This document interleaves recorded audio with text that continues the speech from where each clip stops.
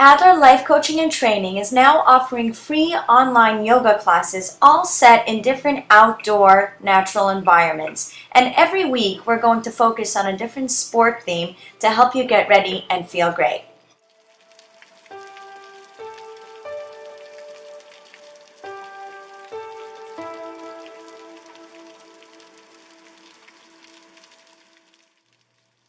Inhale, reaching up into a nice long Tadasana. Reaching up and over into your half moon to your right side, making sure both shoulders are even, both hips are even. Inhale to come up and exhale as you reach to the other side. Pressing that opposite hip, your right hip, all the way to the right as you reach up and over to the left. Now we're going to go back, so you're going to drop your head back and just allow gravity to do its job as you press your hips forward, reaching your arms back, your head back, your chest back. Very important to really press those hips forward and press firmly into your feet. Exhale as you do a forward fold. Hands go on the ground or on a block, and just start bending your right and your left knee, loosening up your back. You can do a deep bend if that feels good for you. And then slowly reach into your forward fold. Inhale, look up. You can put your hands on your thighs, or you can keep them on the ground or on a block. Exhale, forward fold. Reaching your right leg back. Keeping that heel up. Reaching your right hand down, left arm up. Doing a nice gentle twist. Slowly going to the other side, right hand down, left hand up. Try to keep your hips even and really press that right heel away. Reaching into your crescent lunge, shoulders are down, hips are forward. Don't forget to breathe, deep breathing. Exhale as you place your arms down, bringing that right leg a little more in this time. Both legs are straight, and place your nose on your front leg. That would be your left leg now. You can clasp your hands behind your back and reach it all the way up and over. Wonderful stretch for your shoulders. Slowly reaching your legs into a Y stance and reach up and over into a flat back and just forward fold in between your two legs. Nice to hold onto your elbows and allow your head to fall in between your elbows. Just allow gravity to do its job. Now we're going to go into the other side. So set up your crescent lunge or your runner stretch. Make sure your shoulders are nice and long down the back. Your back is straight. And we're going to go into that side twist. Left arm up, right hand down. Shoulders are pressed down back. Exhale as you switch sides. So left hand down, right hand up. Making sure that that left leg is pressing all the way away from you. That left heel's pressing back. Bringing that left leg forward a little bit. Your legs are closer together. Just stretch over your right leg. You'd like both legs to be straight, so you can bring your legs as close as you need to. And always clasp your hands behind your back and just stretch them up. Now, going into a wide stance, you're going to reach your body over to the right leg, reaching your left hand up, your right hand up, going through center and then going over to the left leg, doing the same thing on the other side. Relaxing through center and then slowly rolling up. Inhale, reach up. Long, beautiful Tadasana. You can always do a back bend if you like. Exhale, forward fold. Inhale, flatten your spine, flat back, and now reach into your thunderbolt position, Utkatasana. This is what it looks like from the side. So you're going to press your hips all the way back, have a seat in a chair, reaching your arms forward and up. Your arms can come together, and a long hike like I did might not work very well. Exhale, forward fold. Let's get ready for Warrior One. So reaching your right leg back, turn it out, and reaching your arms up. Try to get both hips straight. Exhale into your Warrior Two. Right arm comes up, left palm down. Reach into your reverse warrior. Try Try to keep your shoulders down. Now let's set up for triangle. Both legs straight, right arm down, left arm up. That right hand doesn't have to reach the floor. Sometimes I like to keep it nice and high and just lengthen my spine as I reach my left leg, my left arm up. Bringing your right leg a little closer in, let's do a reverse triangle. Just reach that left arm up. Exhale, forward fold over that right leg, and then go through center in between your two legs to slowly roll up. Let's do the other side now. Inhale, reach up into Tadasana.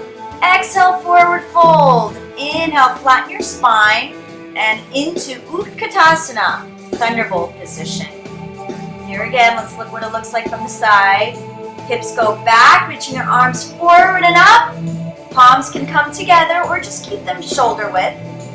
Exhale, forward fold. Nice to always shake out your hips a little bit, your back. Now let's set up to warrior one. This time your left leg goes back. Turn it out, 45 degrees, reaching your arms up. Hips are even. Exhale into warrior two. Left palm up, right palm down. Let's reach into your reverse warrior. Shoulders are even, and shoulders are pressed down the back. Now we're going into our triangle. You can always bring those legs a little closer together. Left palm down, right palm up. Keeping your shoulders down the back. Don't worry so much about how low that left arm is. Reach more with your right hand. Exhale over that left leg. Bring that back leg a little closer in. And let's do our reverse triangle. That bottom hand can go either on the inside or the outside of that right leg. And reach that opposite hand up. Relax in between your two legs. Forward fold over. Roll up and you're done. Health tip of the day. I want to encourage you to do things that you're scared of. Do something that you're scared of or maybe a little bit uncomfortable with. Do one thing every day. And the reason why I say that, fear or the chemicals that are produced when you're scared are actually the exact same chemicals that you produce when you're excited. Think about that. When you're actually scared, the exact same chemical reaction happens when you're excited. And if you just shift how you think about fear, it'll help you to get over it or to at least move through it. I mean, think about like when you're on a roller coaster, something that I'm not like in love with. I don't like roller coasters because I'm really scared of it. But when you're on that roller coaster and you're going through it and your stomach is maybe going up and down, there's also this level of excitement, right? And then when you're done with it, how exhilarated do you feel? You're like, wow, that was ridiculous. That was so awesome. Sorry. Which is why you go back online and you want to do it again. But there are many kinds of fears or excitements that you can do. It doesn't have to be anything too crazy. In fact, I think that's one of the reasons why I like to go on a mountain. I'll never forget the first major mountain I did was Mount Shasta in Northern California. It's a big, beautiful Cascade Mountain. And it's a serious climb. It's the same level as Mount Rainier. And in terms of difficulty and danger. So we got up to 11,000 feet and in a place called Helen's Lake. And the winds, in order to get up there, the incline was at about 38-degree incline, really steep. It was all on ice, so we had crampons and an ice axe. And remember what I said, this was my first major mountain. In fact, everything else I did was just a nice stroll, hike in the woods, comparatively speaking. It was my first time with ice axe and crampons on as well. And I'm on this major mountain, 38-degree incline. The winds were probably about 45, 50 miles an hour. It was so strong that the wind actually knocked me down twice, even though I had the ice axe and crampons there holding me down. Also, I was a beginner, still am, and I I probably might have not been doing it as efficiently as I should. But regardless, the wind pushed me down. I look at the mountain guide that was helping me up the mountain, and I was all the way at the end of the group. I was the slowest, I was the weakest, and I was probably the most fearful one in the group. And I look at him and I say, just letting you know, giving you a heads up, I'm about to have an anxiety attack. He's like a 20-year-old who's been to the Himalayas, probably been doing it his whole life. He goes, no, you have nothing to worry about, you're fine. So we get up to Helen's Lake, close to 11,000 feet, and I'm like, yep, here it is. And I just start crying, and I'm very, very, very scared. At that point, there was another girl on our team who actually started to fall a little bit out of control, and she ended up doing a self-arrest, and she was fine.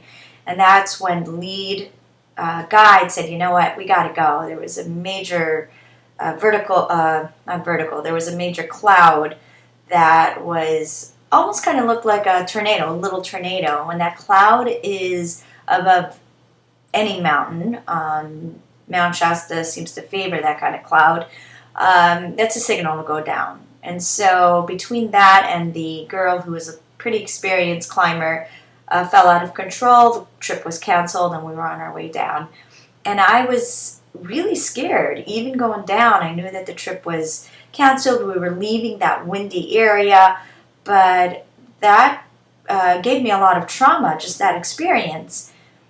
But the interesting thing was, as soon as I got back to the car and I knew I was out of danger, and I saw the summit being completely enveloped by this now huge cloud and huge storm, I turned to my boyfriend and I was like, can we do that again next year? I couldn't believe it, because on the way down, I was saying, you know what, I'm done. I don't ever want to do this again. I don't want to put myself in that kind of, situation again. But I realized when I got to the car, what I did was extraordinary. That something that most people will never experience. And I also did something that I was really, really scared of, and at the end I was okay. And it made me want to do something like that again and give myself that calculated risk. And there was this level of excitement and celebration that, you know what? Yeah, I didn't summit, but I accomplished something that I never thought I would do. And there's something to be said about giving yourself that gift of doing something that you're scared of that will give you this level of excitement and help you realize how awesome you really are. And I went on to continue to do different climbs. I ended up climbing Mount Whitney using via the Mountaineers route, which is not the regular trail that most people go on. Again, something that I was really, really scared of doing the whole time. It involves Class 3 scramble, which is pretty hard and pretty scary. And I continue to explore that. And I think for most of you that I know that we're talking at a level of an extreme fear, which most people, that's why most people don't do something like mountaineering. But you know what?